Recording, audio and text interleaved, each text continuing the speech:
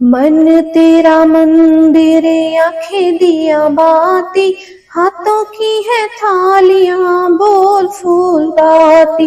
रोम रोम जिभा तेरा नाम पुकारती, आरती ओ मैया आरती ओ जोते वाली माँ तेरी आरती।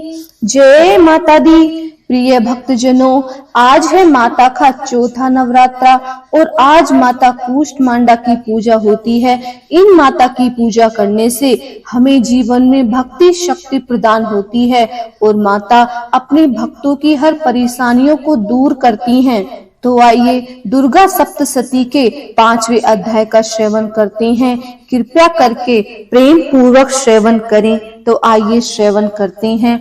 देवता द्वारा देवी की स्तुति। मेधा ऋषि ने कहा, पूर्ण काल में शुंभ और निशुंभ नामक असुरों ने अपने बल के मद से इंद्र का त्रिलोकी का राज्य और यज्ञों के भाग छीन लिए और वह दोनों इसी प्रकार सूर्य, चंद्रमा, धर्मराज और वरुण के अधिकार भी छीनकर स्वयं ही उनका उपयोग करने लगे।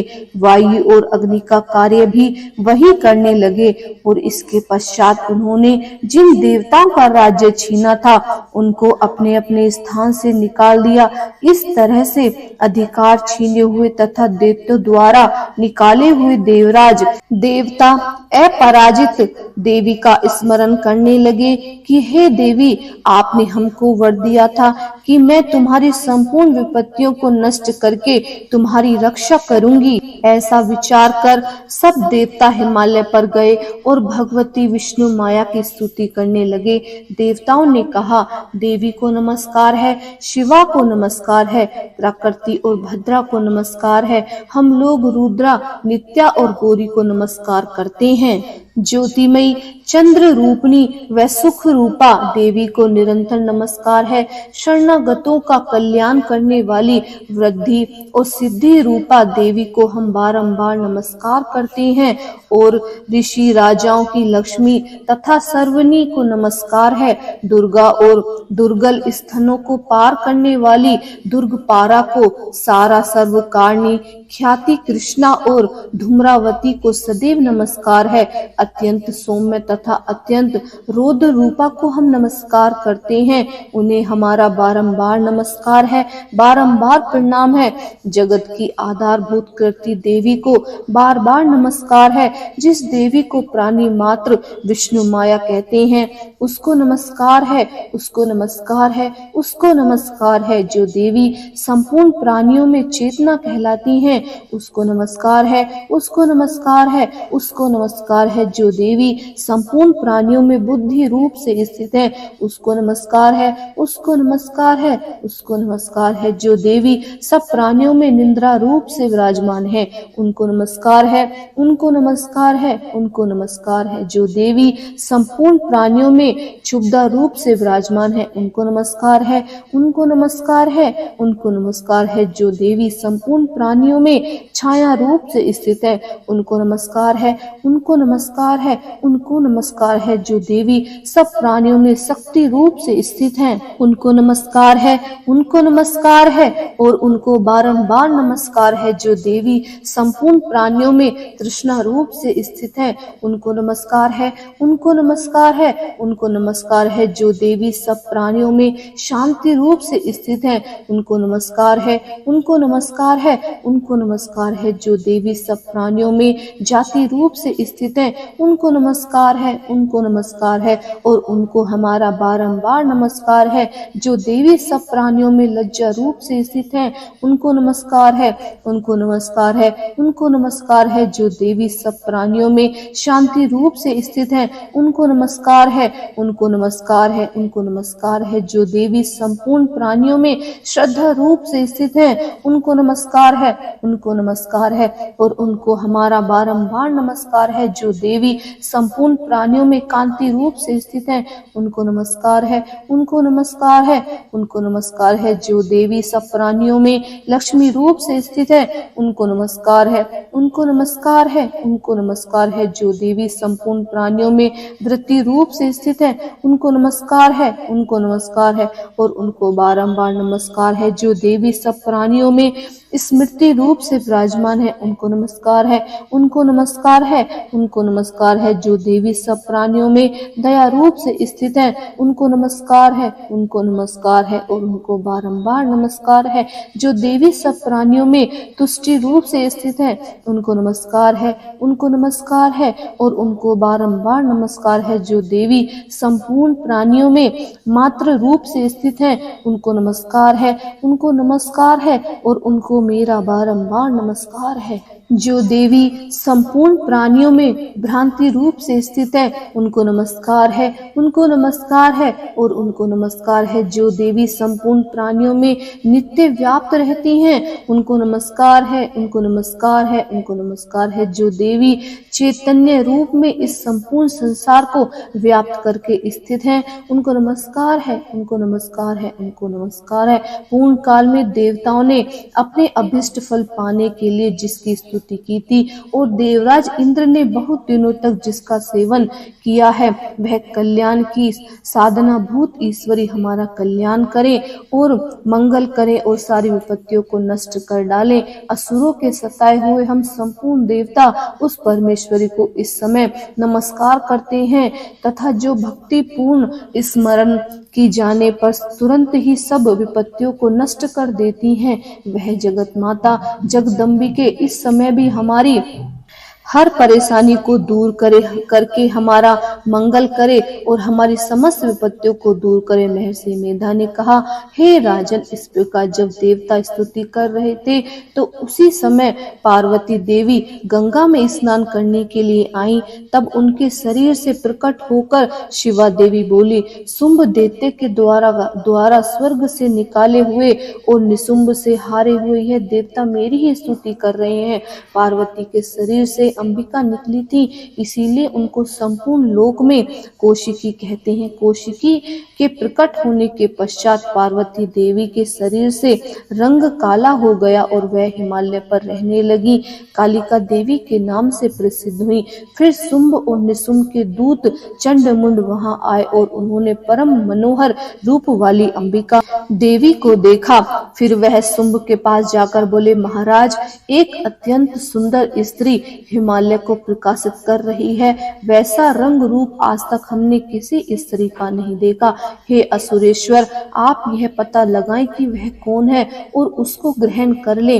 वह स्त्री स्त्रियों में रतन है, वह अपनी कांति में दसों दिशाओं को प्रकाशित करती हुई वहां स्थित है, इसीलिए आपको उसको देखना उचित है। हे प्रभु, तीनों लोकों के हाथी, घोड़े और मणि इत्यादि जितने रतन हैं, वह सब इस समय आपके घर में शोभायमान है। हाथियों में रतन रूप ऐरावत हाथी और उच्चेश्वर नाम घोड़ा तो आप इंद्र से ले ही आए हैं। हंसों द्वारा जुता हुआ विमान जो कि ब्रह्मा जी के पास था, वह भी आपके पास है। और यह महापद्म नामक खजाना आपने कुबेर से छीना है। समुद्र ने आपको सदा खिले हुए फूलों की कंजी कलनी नामक माला दी है। वरुण का कंचन की वर्षा करने वाला छत्र आपके पास है। रथों में श्रेष्ठ प्रजापति का रथ भी आपके पास ही है। हे दैत्येंद्र, मृत्यु से उत्क्रांतिदा नामक शक्ति भी आपने छीन ली है और वरुण का पास भी आपके भ्राता निशुंभ के पास है। और समुद्र में पैदा होने वाले सब प्रकार के रत्न भी आपके भ्राता निशुंभ के अधिकार में हैं। और जो अग्नि में न जल सके ऐसे 2 वस्त्र भी अग्निदेव ने आपको दिए हैं। हे दैत्यराज, इस प्रकार सारी रतन रूपी वस्तुएं आप संग्रह कर चुके हैं, तो फिर आप यह कल्याणमय स्त्री में रतन रूप अनुपम स्त्री आप क्यों नहीं ग्रहण करते? महर्षि मेधा बोले, चंडमुंड का यह वचन सुनकर शुंभ ने विचार किया कि सुग्रीव को अपना दूत बनाकर देवी के पास भेजा जाए। प्रथम उसको सब कुछ समझा दिया और कहा कि वहां जाकर तुम उसको अच्छी तरह से समझाना और ऐसा उपाय करना जिससे वह प्रसन्न होकर तुरंत मेरे पास चली आए। भली प्रकार समझा कर कहना। दूत सुग्रीव पर्वत के उस रमणीय भाग में पहुंचा जहां देवी रहती थी। दूत ने कहा, हे देवी, दैत्यों का राजा शुंभ जो इस समय तीनों लोकों का स्वामी है, मैं उसका दूत हूँ और यहाँ तुम्हारे पास आया हूँ। संपूर्ण देवता उसकी आज्ञा एक स्वर से मानते हैं। अब जो कुछ उसने कहला भेजा है वह सुनो। उसने कहा है कि इस समय संपूर्ण लोकों मेरे वश में है और संपूर्ण यज्ञों के भाग को पृथक पृथक मैं ही लेता हूँ और तीनों लोकों में जितने श्रेष्ठ रत्न हैं वह सब मेरे पास हैं। देवराज इंद्र का वाहन ऐरावत भी मेरे पास है, जो सब मैंने उससे छीन लिया है। उच्चेश्वर नामक घोड़ा जो क्षीर सागर मंथन करने से प्रकट हुआ था, उसे देवताओं ने मुझे अर्पित किया है। हे सुंदरी, इनके अतिरिक्त और जो भी रत्न भूषण पदार्थ देवताओं के पास थे वह सब मेरे पास है। हे देवी, मैं तुम्हें संसार की स्त्रियों में रत्न मानता हूँ, क्योंकि रत्नों का उपभोग करने वाला मैं ही हूँ। वे चंचल कटाक्षों वाली सुंदर, अब यह मैं तुझ पर छोड़ता हूँ कि तू मेरे या मेरे भाई महापराक्रमी निशुंभ की सेवा में आ जाए। यदि तू मुझे वरेगी तो तुझे अतुल महान ऐश्वर्य की प्राप्ति होगी। अतः तुम अपनी बुद्धि से यह विचार कर मेरे पास चली आओ। महर्षि मेधा ने कहा, दूत के ऐसा कहने पर संपूर्ण जगत का कल्याण करने वाली भगवती दुर्गा मन ही मन मुस्कुराई और इस प्रकार कहने लगी। देवी ने कहा, दूत, तू जो कुछ कह रहा है वह सत्य है और इसमें किंची मात्र भी झूठ नहीं है। शुंभ इस समय तीनों लोकों का स्वामी है और निशुंभ भी उसी की तरह पराक्रमी है, किंतु इसमें संबंध में जो प्रतिज्ञा मैं कर चुकी हूँ उसे मैं कैसे झुठला सकती हूँ। अतः तू मैंने जो प्रतिज्ञा की है उसे सुन। जो मुझे युद्ध में जीत लेगा वो मेरे अभिमान को खंडित करेगा तथा बल में मेरे समान होगा, वही मेरा स्वामी होगा। इसीलिए शुंभ अथवा महापराक्रमी निशुंभ यहाँ आए और युद्ध में जीतकर मुझसे विवाह कर ले। इसमें भला देरी ही की क्या आवश्यकता है। दूत ने कहा, हे देवी, तुम अभिमान से भरी हो, मेरे सामने तुम ऐसी बात कर रही हो। इस त्रिलोकी में मुझे तो ऐसा कोई नहीं दिखता जो कि शुंभ और निशुंभ के सामने ठहर सके। हे देवी, जब अन्य देवता में से कोई शुंभ व निशुंभ के सामने युद्ध में ठहर नहीं सकता तो फिर तुम जैसी स्त्री उनके सामने रणभूमि में कैसे ठहर सकती है। जिन शुंभ आदि असुरों के सामने इंद्र आदि देवता नहीं ठहर सकते तो तुम अकेली स्त्री उनके सामने कैसे ठहर सकोगी। अतः तुम मेरी कहना मानकर उनके पास चली जाओ, नहीं तो जब वह तुम्हारे केस पकड़कर तुम्हें घसीटते हुए ले जाएंगे तो तुम्हारा गौरव नष्ट हो जाएगा। इसीलिए मेरी बात मानो। देवी ने कहा, जो कुछ तुमसे कहा ठीक है। शुंभ और निशुंभ बड़े बलवान हैं, लेकिन मैं क्या कर सकती हूँ, क्योंकि मैं बिना विचार के प्रतिज्ञा कर चुकी हूँ। इसीलिए तुम जाओ और मैंने जो कुछ कहा वह सब आदर पूर्वक असुरेंद्र से कह दो। इसके पश्चात जो वह उचित समझे सो करे। 5वां अध्याय समाप्त। आइए अब 6ठा अध्याय श्रवण करते हैं। महर्षि मेधा ने कहा, देवी की बात सुनकर दूत क्रोध में भरा हुआ वहां से असुरेंद्र के पास पहुंचा और सारा वृतांत उसे कह सुनाया। देवी की बात सुनकर असुरेंद्र ने क्रोध का पारा न रहा और उसने अपने सेनापति धूम्रलोचन से कहा, धूम्रलोचन, तुम अपनी सेना सहित शीघ्र वहां जाओ और उस दुष्टा के केसों को पकड़कर उसे घसीटते हुए यहाँ लाओ। यदि उसकी रक्षा के लिए कोई दूसरा खड़ा हो, चाहे वह देवता हो, यक्ष अथवा गंधर्व ही क्यों न हो, उसको तुम अवश्य मार डालना। महर्षि मेधा ने कहा, शुंभ के इस प्रकार आज्ञा देने पर धूम्रलोचन 60,000 राक्षसों की सेना को साथ लेकर वहां पहुंचा और देवी की ललकार पर कर कहने लगा, अरे तू अभी शुंभ और निशुंभ के पास चल। यदि तू प्रसन्नता पूर्वक मेरे साथ न चलेगी तो मैं तेरे केस पकड़कर तुझे घसीटता हुआ ले चलूंगा। देवी बोली, असुरेंद्र का भेजा हुआ तेरे जैसा बलवान यदि बलपूर्वक मुझे ले जाएगा तो ऐसी दशा में मैं क्या करूंगी, मैं क्या कर सकती हूँ। महर्षि मेधा ने कहा, ऐसा कहने पर धूम्रलोचन उसकी ओर लपका, किंतु देवी ने उसे अपनी हुंकार से ही भस्म कर डाला। यह देखकर असुर सेना क्रोधित होकर देवी की ओर बढ़ी, परंतु अंबिका ने उन पर तीखे बाणों, शक्तियों तथा फारसों की वर्षा आरंभ कर दी। इतने में देवी का वाहन भी अपनी ग्रीवा के बालों को झटकता हुआ और बड़ी भारी शब्द करता हुआ असुर सेना में कूद पड़ा। उसने कई असुर अपने पंजों से, कई अपने जबड़ों से और कई को धरती पर घसीट घसीट कर और दाढ़ी से घायल कर मार डाला। उसने कई असुरों के अपने नखों से पेट फाड़ डाले और कई असुरों को तो केवल थप्पड़ मारकर सिर धड़ से अलग कर दिया। कई असुरों की भुजाएं और सिर तोड़ डाले और गर्दन के बालों को हिलाते हुए उसने कई असुरों को पकड़ पकड़ कर उनके पेट फाड़कर उनका रक्त पी लिया। इस प्रकार देवी के उस महाबल सिंह ने क्षण भर में असुर सेना को समाप्त कर डाला। शुंभ ने जब यह सुना कि देवी ने धूम्रलोचन असुर को मार डाला है और उसके सिंह ने सारी सेना का संहार कर डाला है, तब उसको बड़ा क्रोध आया। उसके क्रोध के मारे उसके होंठ फड़फड़ाने लगे। उसने चंड तथा मुंड नामक महाअसुरों को आज्ञा दी, हे चंड, हे मुंड, तुम अपने साथ एक बड़ी सेना लेकर वहां जाओ और उस देवी के बाल पकड़कर उसे बांधकर तुम तुरंत यहाँ लेकर आओ। यदि उसको यहाँ लाने में किसी प्रकार संदेह हो तो अपनी सेना सहित उसे लड़ते हुए उसको मार डालो, और जब वह दुष्टा और उसका सिंह दोनों मारे जाएं, तब भी उनको बांधकर यहाँ ले आना। जय माता दी। छठा अध्याय समाप्त। आइए सातवां अध्याय श्रवण करते हैं। चंड और मुंड का वध। महर्षि मेधा ने कहा, दैत्यराज की आज्ञा पाकर चंड और मुंड तुरंगी सेना को साथ लेकर हथियार उठाए हुए देवी से लड़ने के लिए चल दिए। हिमालय पर्वत पर पहुंचकर उन्होंने मुस्कुराती हुई देवी जो सिंह पर बैठी हुई थी देखा।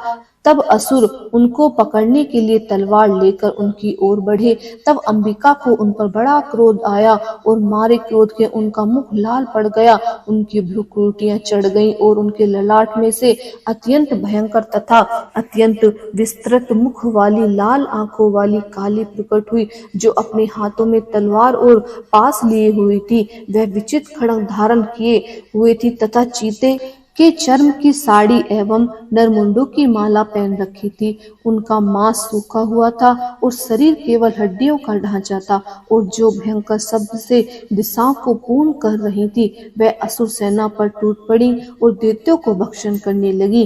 वह पार्श्व राक्षसों, अंकुशधारी महावतों, हथियारों पर सवार योद्धाओं को, घंटा सहित हथियारों को एक हाथ से पकड़ पकड़ कर अपने मुंह में डाल रही थी, और इसी प्रकार वह घोड़ों, रथों, हाथियों, सारथियों को, रथ में बैठे हुए सैनिकों को मुंह में डाल डालकर भयानक रूप से चबा रही थी। किसी के केस पकड़कर, किसी की गर्दन पकड़कर और किसी को पैरों से दबाकर और किसी दैत्य को छाती से मसल मसल कर मार रही थी। वह दैत्यों के छोड़े हुए बड़े बड़े अस्त्र शस्त्रों को मुंह में पकड़ पकड़ कर और क्रोध में भरकर उनको दांतों से पीस रही थी। उनके कई बड़े बड़े असुर भक्षण कर डाले, कितनों को रोंद डाला और कितने उसकी मार के मारे भाग गए, कितनों को उसने तलवार से मार डाला, कितनों को अपने दांतों से समाप्त कर डाला। और इस प्रकार से देवी ने क्षण भर में संपूर्ण दैत्य सेना को नष्ट कर दिया। यह देख महापराक्रमी चंड काली देवी की ओर लपका और मुंड ने भी देवी पर अपने भयानक बाणों की वर्षा आरंभ कर दी और अपने हजारों चक्र उस पर छोड़े। उस समय वह चमकते हुए बाण व चक्र देवी के मुख में प्रविष्ट हुए इस प्रकार दिख रहे थे, जैसे मानो बहुत से सूर्य मेघा की घटा में प्रविष्ट हो रहे हों। इसके पश्चात भयंकर शब्द के साथ काली ने अत्यंत जोश में भरकर विकट अट्टहास किया। उसका भयंकर मुख देखा नहीं जाता था, उसके मुख में श्वेत दांतों की पंक्ति चमक रही थी। फिर उसने तलवार हाथ में लेकर हूं शब्द कहकर चंड के ऊपर आक्रमण किया और उसके केस पकड़कर उसका सर काटकर अलग कर दिया। चंड को मरा हुआ देखकर मुंड देवी की ओर लपका, परंतु देवी ने क्रोध में भरे उसे भी अपनी तलवार से यमलोक पहुंचा दिया। चंड और मुंड को मरा हुआ देखकर उसकी बाकी बची हुई सेना वहां से भाग गई। इसके पश्चात काली चंड और मुंड के कटे हुए सरों को लेकर चंडिका के पास गई और प्रचंड उत्साह के साथ कहने लगी, हे देवी, चंड और मुंड दो महादैत्यों को मारकर तुम्हारी भेंट कर दिया है। अब शुंभ और निशुंभ का तुम स्वयं वध करना। महर्षि मेधा ने कहा। वहां लाए हुए चंड और मुंड के सिरों को देखकर कल्याण में चंडी ने काली से मधुर वाणी में कहा, हे देवी, तुम चूंकि चंड और मुंड को मेरे पास लेकर आई हो, अतः संसार में चामुंडा के नाम से तुम्हारी विख्याति होगी। जय माता दी। 7वां अध्याय समाप्त। आइए अब 8वां अध्याय का श्रवण करते हैं। रक्त बीज का वध। महर्षि मेधा ने कहा, चंड और मुंड नामक असुरों के मारे जाने से और बहुत सी सेना के नष्ट हो जाने से असुरों के राजा प्रतापी शुंभ ने क्रोध युक्त होकर अपनी संपूर्ण सेना को युद्ध के लिए तैयार होने की आज्ञा दी। उसने कहा, अब उदायुद्ध नामक 86 असुर सेनापति अपनी सेनाओं के साथ युद्ध के लिए जाए और कंबु नामक 84 सेनापति भी युद्ध के लिए जाए और कोटि वीर्य नामक 50 सेनापति और धूम्रकुल नाम के 100 सेनापति प्रस्थान करें। कालक, दोहद, मौर्य और कालकेय यह दैत्य भी मेरी आज्ञा से सजकर युद्ध के लिए कूच करें। भयानक शासन करने वाला असुरों का स्वामी शुंभ इस प्रकार आज्ञा देकर बहुत बड़ी सेना के साथ युद्ध के लिए चला। उसकी सेना को अपनी ओर आता देखकर चंडिका ने अपनी धनुष की टंकार से पृथ्वी और आकाश के बीच का भाग गुंजा दिया। हे राजन, इसके पश्चात देवी के सिंह ने दहाड़ना आरंभ कर दिया और अंबिका के घंटे के शब्दों ने उस ध्वनि को और भी बढ़ा दिया। धनुष की टंकार, शेर की दहाड़ और घंटे के शब्द से पृथ्वी और आकाश के बीच का भाग गूंज उठा। इसके साथ ही देवी ने अपने मुख को और भी भयानक बना लिया। ऐसा भयानक शब्द को सुनकर राक्षसी सेना ने देवी तथा सिंह को चारों ओर से घेर लिया। हे राजन, उस समय दैत्यों के नाश के लिए और देवताओं के हित के लिए ब्रह्मा, शिव, कार्तिकेय, विष्णु तथा इंद्र आदि देवी की शक्तियां जो अत्यंत पराक्रम है, बल से संपन्न थी, उनके शरीर से निकलकर उसी रूप में चंडिका देवी के पास गई। जिस देवता का जैसा रूप था वैसा ही रूप, आभूषण और वाहन लेकर उन देवताओं की शक्तियां दैत्यों से युद्ध करने के लिए आई। हंस युक्त विमान में बैठकर और रुद्राक्ष की माला पहनकर, कमंडल धारण करके ब्रह्मा जी की शक्ति आई। वृषभ पर सवार होकर, हाथ में त्रिशूल लेकर, महानाग का कंकन पहनकर और चंद्र रेखा से भूषित होकर भगवान शंकर की शक्ति महेश्वरी आई और मोर पर आरूढ़ होकर हाथ में शक्ति लिए दैत्यों से युद्ध करने के लिए कार्तिकेय जी की शक्ति उन्हीं का रूप धारण करके आई। भगवान विष्णु की शक्ति गरुड़ पर सवार होकर शंख, चक्र, गदा, धनुष तथा खड्ग हाथ में लिए हुए आई। श्री हरि की शक्ति वाराही वाराह का शरीर धारण करके आई और नरसिंह के समान शरीर धारण करके उनकी शक्ति नारसिंह भी आई। उसकी गर्दन के झटकों से आकाश के तारे टूट पड़े थे और इसी प्रकार देवराज इंद्र की शक्ति इंद्री भी ऐरावत के ऊपर सवार होकर आई। पश्चात इन देवी शक्तियों से घिरे हुए भगवान शंकर ने चंडिका से कहा, मैंने प्रसन्नता के लिए तुम शीघ्र ही इन असुरों को मारो। इसके पश्चात देवी के शरीर में से अत्यंत उग्र रूप वाली और सैकड़ों गीदड़ियों के समान आवाज करने वाली चंडिका शक्ति प्रकट हुई। उस अपराजित देवी ने धूमिल जटा वाले भगवान श्री शंकर जी से कहा, हे प्रभु, आप मेरी ओर से दूत बनकर शुंभ और निशुंभ के पास जाइए और उन अत्यंत ग्रीवी वाले दैत्यों से कहिए तथा उनके अतिरिक्त और भी जो दैत्य वहां युद्ध के लिए उपस्थित हो उनसे भी कहिए, जो तुम्हें अपने जीवित रहने की इच्छा हो तो त्रिलोकी का राज्य इंद्र को दे दें। देवताओं को उनका यज्ञ भाग मिलना आरंभ हो जाए और तुम पाताल में लौट जाओ, किंतु यदि बल के गर्व से तुम्हारी लड़ने की इच्छा हो चाहो तो फिर आ जाओ, तुम्हारी मांस में मेरी योगिनियां तृप्त हो जाएंगी। चूंकि उस देवी ने भगवान शंकर को दूत के कार्य में नियुक्त किया था, इसीलिए वह संसार में शिवदूती के नाम से विख्यात हुई। भगवान शंकर ने देवी का संदेश पाकर उन दैत्यों के क्रोध का कोई आर पार न रहा और वह जिस स्थान पर देवी विराजमान थी वहां पहुंचे और जाने के साथ ही उस पर बाणों की शक्तियों की वर्षा करने लगे। देवी ने उनके फेंके हुए बाणों को, शक्तियों, त्रिशूल और फरसों को अपने बाणों से काट डाला और काली देवी उस देवी के साथ आगे खड़ी होकर शत्रुओं को त्रिशूल से विदर्णी करने लगी और खड्गवान से कुचलने लगी। ब्रह्मानी जिस तरह दौड़ती थी उसी तरह उनके कमंडल का जल छिड़क कर दैत्यों के वीरों व बल को नष्ट कर देती थी और इसी प्रकार महेश्वरी त्रिशूल से, वैष्णवी चक्र से और अत्यंत कपोलों वाली कुमारी शक्ति द्वारा असुरों को मार रही थी और इंद्री के बाजू से प्रहार से सैकड़ों दैत्य रक्त की नदियां बहाते हुए पृथ्वी पर सो गए। वाराही के कितने ही राक्षसों को अपने थूथन द्वारा मृत्यु के घाट उतार दिया। दाढ़ों के अग्रभाग से कितनों ही राक्षसों की छाती को चीर डाला और चक्र की चोट से कितनों को ही विदीर्ण करके धरती पर डाल दिया।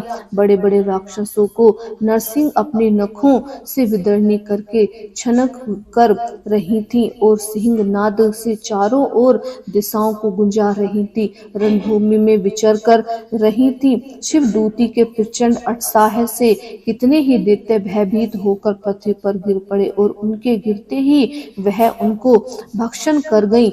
इस तरह क्रोध में भरी हुई मात्र गणों द्वारा नाना प्रकार के उपयोगों से बड़े बड़े असुरों को मारते हुए देखकर राक्षस सेना भाग खड़ी हुई और उनको इस प्रकार भागता देखकर रक्तबीज नामक महा पराक्रमी राक्षस क्रोध में भरकर युद्ध के लिए आ गया है। उसके शरीर से रक्त की बूंदें पृथ्वी पर गिरते ही तुरंत वैसे ही शरीर वाला तथा वैसा ही बलवान दैत्य पृथ्वी से उत्पन्न हो जाता था। रक्त बीज गदा हाथ में लेकर इंद्री के साथ युद्ध करने लगा। जब इंद्री शक्ति ने अपने वज्र से उसको मारा तो घायल होने के कारण उनके शरीर से बहुत सा रक्त बहने लगा और उसकी प्रत्येक बूंद से उसके समान ही बलवान तथा महापराक्रमी अनेकों दैत्य भयंकर रूप से प्रकट हो गए। वह सबके सब दैत्य रक्त बीज के समान ही बलवान और तेज थे। वह भी भयंकर अस्त्र शस्त्र लेकर देवियों के साथ लड़ने लगे। तब इंद्री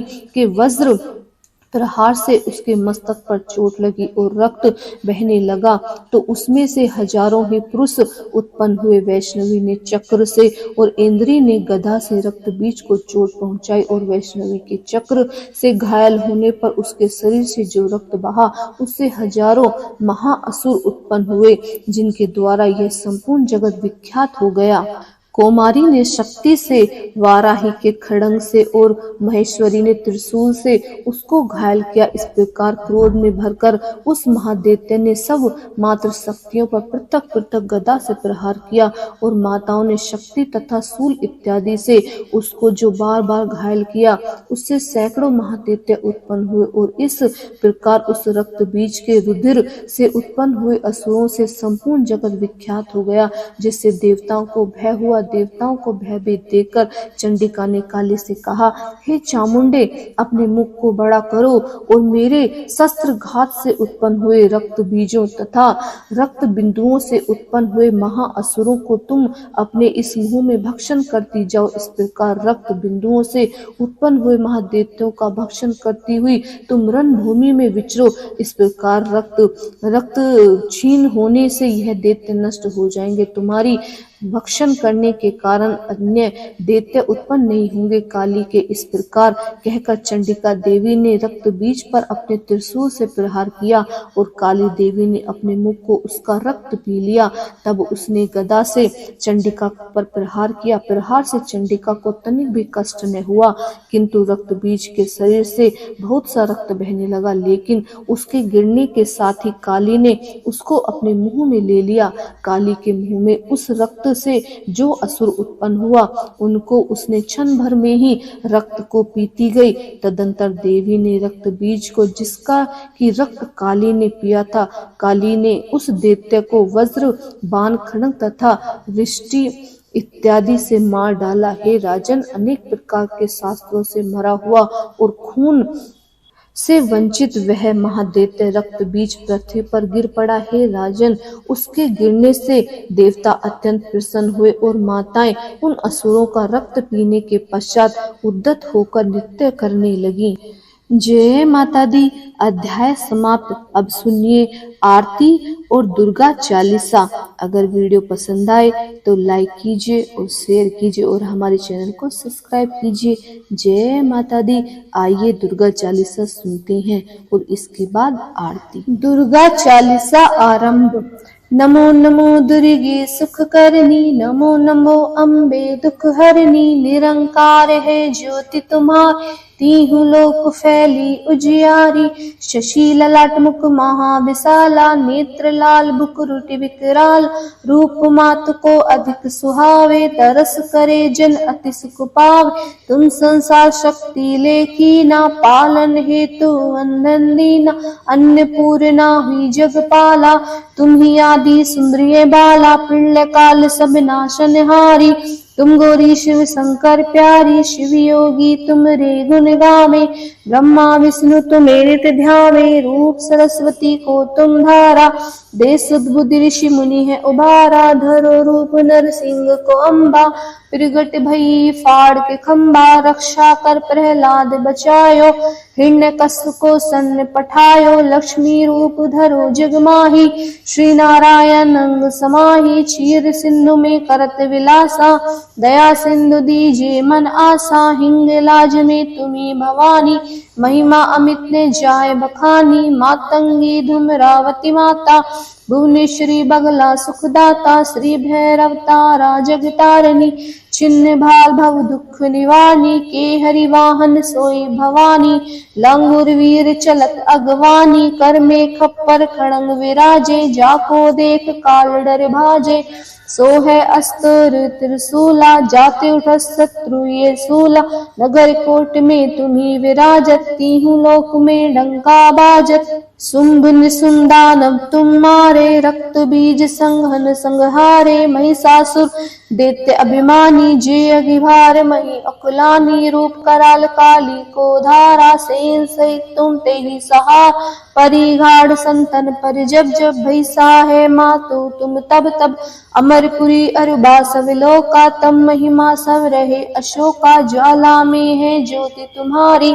तुम्हें सदा पूजे नर नारी, प्रेम भक्ति से जो जस गावे, दुखदार इंद्र निकट नहीं आवे, ध्यावे तुम्हें जो नर मन लाए, जन्म मरण से ता छुट जाए, जोगी सुनुनी कहत पुकारी, योग ने होए बिन शक्ति तुम्हारी, शंकराचार तप कीनो, काम क्रोध जीती सब लीनो, निज दिन ध्यान धरो शंकर को, काहू काल नहीं सुमिरो तुमको, शक्ति रूप को मरम न पायो, शक्ति गई तम मन पछतायो, शरणागत हुई कीर्ति बखानी, जय जय जय जगदम्ब भवानी, भई प्रसन्ना दी जगदम्बा, दई शक्ति नहीं कीन विलंबा, मोह को मातु कष्ट तिगेरे, तुम बिन कौन हरे दुख मेरे, आशा तृष्णा निपट सतावे, रिपु मोरक मोह अति डर पावे, शत्रुनाश कीजिए महारानी, सुमरो इच्छित तुम्हें भवानी, कर कृपया है मातु दयाला, रिद्धि सिद्धि दे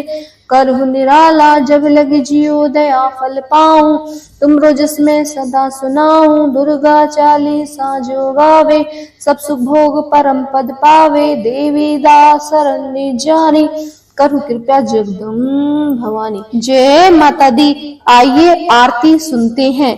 जय अम्बे गौरी मैया, जय श्यामा गौरी, तुमको निश दिन ध्यावत, मैया जी को निश दिन ध्यावत, हरि ब्रह्मा शिवरी, ओम जय अम्बे गौरी, मांग सिंदूर विराजत, टीको मृग मदि को, मैया टीको मृग मदि को, उज्ज्वल से दो नैना, उज्ज्वल से दो नैना, चंद्र बदननी को जय।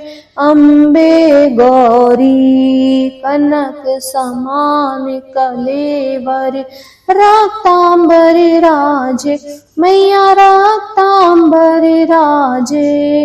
रक्त पुष्प गलमाला, रक्त पुष्प गलमाला, कंठन पर साजे ओम जय। अम्बे गौरी के हरिवाहन राजत, खड़ग खपर धारी मैया खड़ग खपर धारी। सुर नर मुनि जन सेवत, सुर नर मुनि जन सेवत, तिनके दुख हारी ओम जय। अम्बे गौरी कानन कुंडल शोभित, नासाग्रे मोती मैया नासाग्रे मोती। कोटिक चंद्र दिवाकर, कोटिक चंद्र दिवाकर, राजत सम ज्योति ओम जय। अम्बे गौरी शुंभ निशुंभ विडारे, महिषासुर धाती मैया महिषासुर धाती। धूम्र विलोचन नैना, धूम्र विलोचन नैना, निश दिन मदमाती ओम जय। अम्बे गौरी चंडी मुंड संहारे, शोणित बीज हरे मैया शोणित बीज हरे। मधु कैटभ दौ मारे, मधु कैटभ दौ मारे, सुर भयहीन करे ओम जय। अम्बे गौरी ब्राह्मणी रुद्रानी, तुम कमला रानी मैया तुम कमला रानी। आगम निगम बखानी, आगम निगम बखानी, तुम शिव पट रानी ओम जय। अम्बे गौरी 64 योगिनी गावत, नृत्य करत भैरो मैया नृत्य करत भैरो। बाजत ताल मृदंगा, बाजत ताल मृदंगा, और बाजत डमरू ओम जय। अम्बे गौरी तुम ही जग की माता, तुम ही हो भरता मैया तुम ही हो भरता। भक्तन की दुख हरता, भक्तन की दुख हरता, सुख संपत्ति करता ओम जय। अम्बे गौरी भुजाचार अति शोभित, वर मुद्राधारी मैया वर मुद्राधारी। मन वांछित फल पावत, मन वांछित फल पावत, सेवत नर नारी ओम जय। अम्बे गौरी कंचन थाल विराजत, आगर कपूर बाती मैया आगर कपूर बाती। माल के तुम्हें राजत, माल के तुम्हें राजत, कोटि रतन ज्योति ओम जय। अम्बे गौरी अम्बे जी की आरत, जो कोई नर गावे मैया जो कोई नर गावे। कहत शिवानंद स्वामी, कहत शिवानंद स्वामी, सुख संपत्ति घर आवे ओम जय। लंबे गौरी बोल सांचे दरबार की जय। मेरी शेरा वाली माता तेरी सदा ही जय। जय माता दी। प्रिय भक्तजनों, हमें नवरात्रि में हर रोज माता से क्षमा याचना जरूर करनी चाहिए। हमें पूजा संपन्न करने के बाद माता के सामने बैठकर क्षमा याचना जरूर करनी चाहिए। तो आइए क्षमा याचना श्रवण करते हैं। हे परमेश्वरी, मेरे द्वारा रात दिन सहस्त्रों अपराध होते रहते हैं, अतः आप मुझ पर, सेवक पर प्रसन्न होकर मेरे सभी अपराधों को क्षमा करो। न तो मैं आवाहन करना ही जानती हूँ और ना ही मैं विसर्जन करना ही जानती हूँ और ना मैं पूजा करना ही जानती हूँ। हे परमेश्वरी, मुझे क्षमा करो।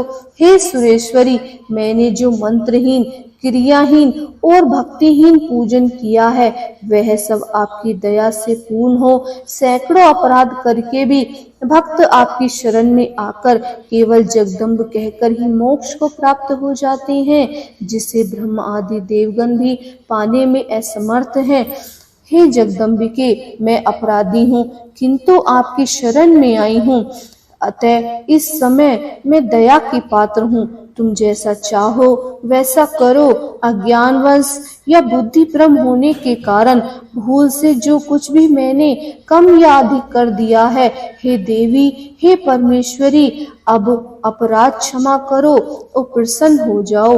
हे जगत माता, हे कामेश्वरी, हे सच्चिदानंद स्वरूपनी परमेश्वरी, आप प्रेम पूर्वक मेरी यह पूजा स्वीकार करो और मुझ पर प्रसन्न हो। आप गुप्त से विगुप्त वस्तुओं की रक्षा करने वाली हो। आप मेरे किए हुए इस जप को ग्रहण करके मेरे सभी अपराधों को क्षमा करो। हे देवी, हे महेश्वरी, आपकी कृपा से मुझे सिद्धि की प्राप्ति हो। तो भक्तजनों, ये थी माता से क्षमा याचना करने की प्रार्थना।